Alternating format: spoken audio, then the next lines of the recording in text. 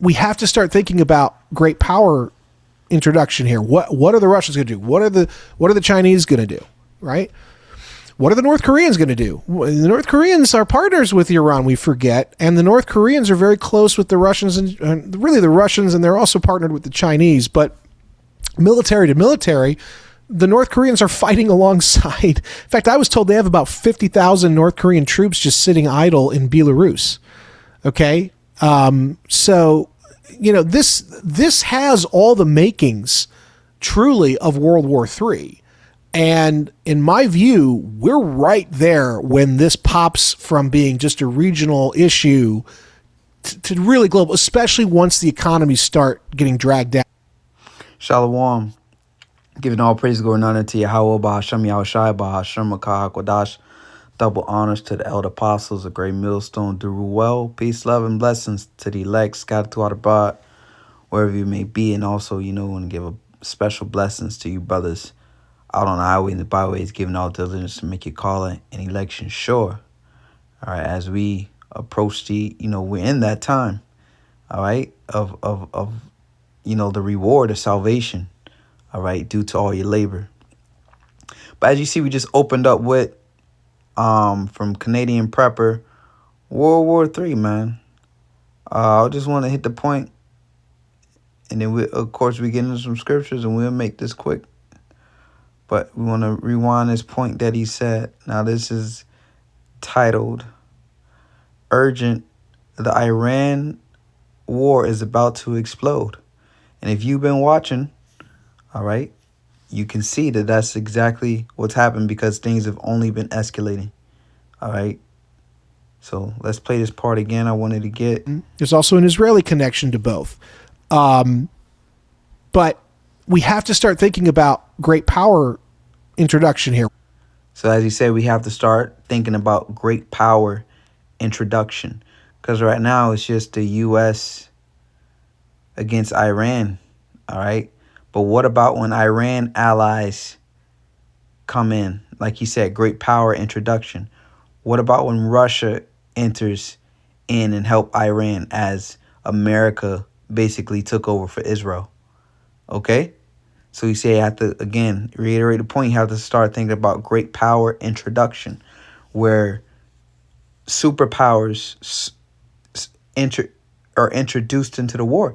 And I think Russia just put a plane, if I'm not mistaken, somewhere in Tehran recently. All right, where like some top generals, and I think it was a doomsday plan, so they can have their communication can't be interrupted with the Iranians, something of that point. All right, so let's continue. What are the Russians going to do? What are the Chinese going to do? Right? What are the North Koreans going to do? The North Koreans are partners with Iran, we forget, and the North Koreans are very close with the Russians, and really the Russians, and they're also partnered with the Chinese. But military to military, the North Koreans are fighting alongside. In fact, I was told they have about 50,000 North Korean troops just sitting idle. So they got bodies ready to go. All right. And people look at North Korea. Look, but regardless, North Korea has a nuke. And then look, North Korea has bodies ready to go. 50,000 just sitting, just ready. Bodies willing and ready to just go right in the war. Don't need no draft. Okay? So that's more resistance. This is America isn't going to be able to handle this third world war. Okay? Belarus. Okay? So, this has all the makings, truly, of World War III. And in my view, we're right there when this pops from being just a regional issue to really global, especially once the World War III. And he said, especially once the economy start going down. Because now something got to be done about this. All right? Something has to be done. And these nations are going to have to make their move. Okay? So, let's get right into it. Revelation 11 and 14. The second woe is past, and behold, the third woe cometh quickly. And he just said this has all the pieces to the puzzle. All right? All the pieces to the puzzle for a regional war. I'm sorry, a world war. Forgive me. from going to a regional war to a world war. All right, all the components are there. So we right there, man. We right there, literally, literally right there. Okay. Joel 3 verse 1, it says, "For behold, in those days and in that time, when thou shall bring again the captivity of Judah and Jerusalem."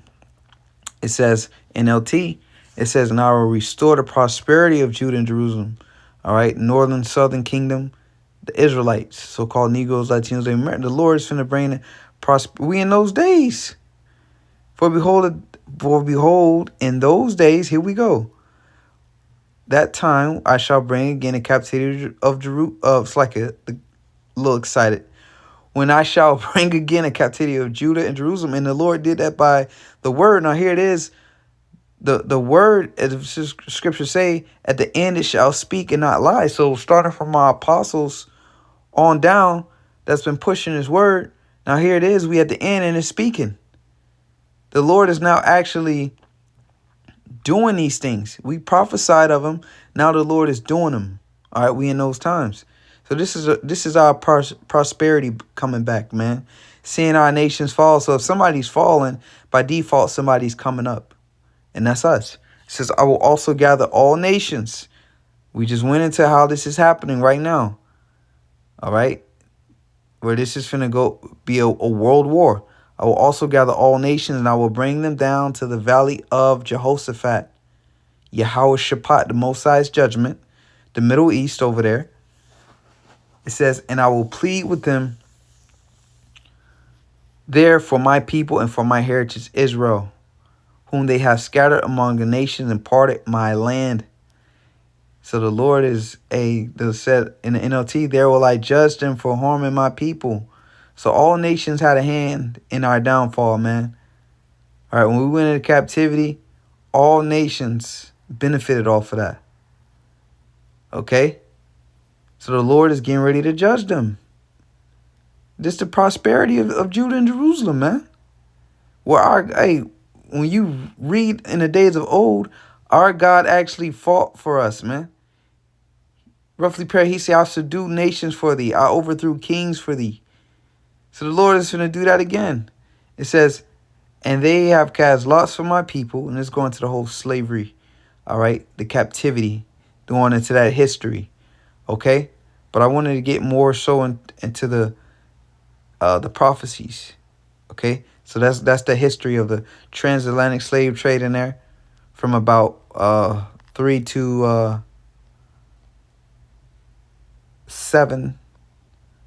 Yep. So then here it is, the prophecies, the prophetic part. "And I will sell your sons and your daughters into the hand of the children of Judah, and they shall sell them to the same." So the other nations are going to go into captivity. We're going to have a slave trade. All right. It says, "To people far off, for the Lord hath spoken it." Verse 9, "Proclaim ye this among the Gentiles, prepare war."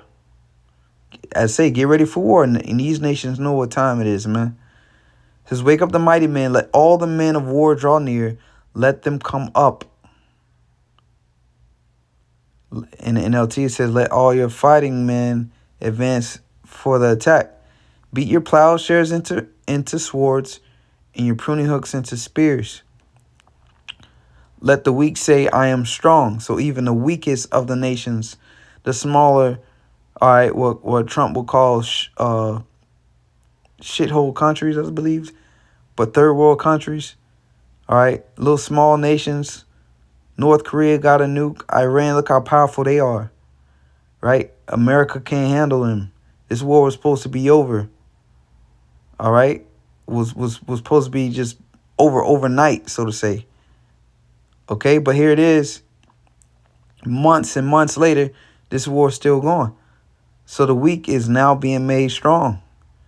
All right, and you could think Russia. You got Ezekiel, the 38th chapter. All right, Gog and Magog, where Russia and China basically are aiding these nations. You can see, look, they was holding Iran's hand with intelligence, okay, giving them the locations on certain strategic targets to hit in the Middle East, U.S. military bases, U.S. military infrastructure, U.S. military installations. Okay? They were receiving, all right, the coordinates to hit those things. From who? You need satellites for that. You know, Russia was the first one to ever launch a satellite into orbit. Okay? So Russia is helping them. It was information coming out that China was helping Iran. All right? So yes, it's about to go down. It says, assemble yourselves and come, all ye heathen. And in the midst, and who in the middle of all this world war? The ones who wear the small hats, man. I believe that's how Elder Malcolm said. The wearers of the small hats. They in the middle of all this ish again. They're the culprit. It says, assemble yourselves and come, all ye heathen. Gather yourselves together round about. Thither cause thy mighty ones to come down, O Lord. Salakia. Let the heathen be wakened. Come up to the valley of Jehoshaphat, for there will I sit to judge all the heathen round about. So that's what's getting ready to happen. The Lord is about to destroy these nations. Call Lord Yahweh Bashem Shai, destroy Babylon the Great, aka America, and establish his kingdom here on the planet Earth, and then will we be in heaven. Then will we be in paradise, man. So call halal Yahweh Bashem Shai, the water Yahweh Bashem Shai, man. All right, it's time to go. Let's go. Shalom.